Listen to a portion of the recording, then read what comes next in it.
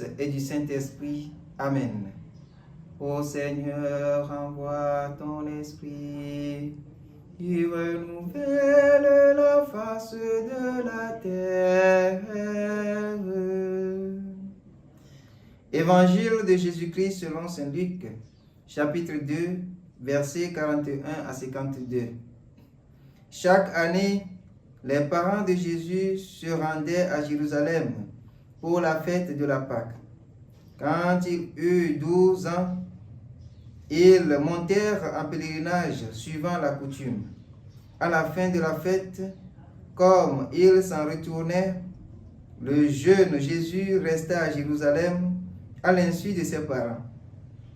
Pensant qu'il était dans le convoi des pèlerins, ils firent une journée de chemin avant de le chercher parmi leurs parents et connaissances. Ne le trouvant pas, ils retournèrent à Jérusalem en continuant à le chercher. C'est au bout de 3 jours qu'ils le trouvèrent dans le temple, assis au milieu des docteurs de la loi. Il les écoutait et leur posait des questions. Et tous ceux qui l'entendaient s'assiedent sur son intelligence et sur ses réponses.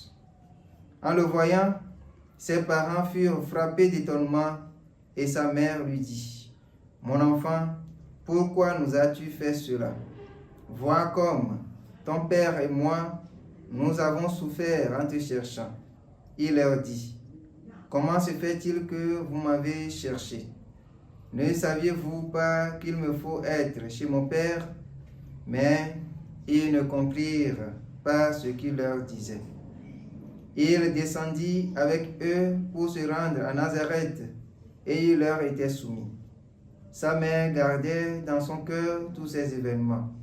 Quant à Jésus, il grandissait en sagesse, en taille et en grâce devant Dieu et devant les hommes. Acclamons la parole de Dieu. Louange à toi, Seigneur Jésus. Bien-aimés dans le Seigneur, aujourd'hui, 29 décembre, nous célébrons en Église la Sainte Famille, à l'image de Joseph, Jésus et Marie. Nous sommes tous appelés en ce jour à aller à leur école pour que nos familles s'enracinent dans les valeurs de l'Évangile. Joseph et Marie se donnent un exemple pour la bonne compréhension qui doit exister entre les couples, car lorsqu'il manque d'entente, la compréhension, l'union, la patience, les familles se divisent et donnent l'opportunité au diable d'entrer dans nos vies. Bien-aimés dans le Seigneur, n'oublions pas que le diable qui veut détruire le monde aujourd'hui, c'est que le moyen le plus efficace, c'est de s'attaquer aux familles.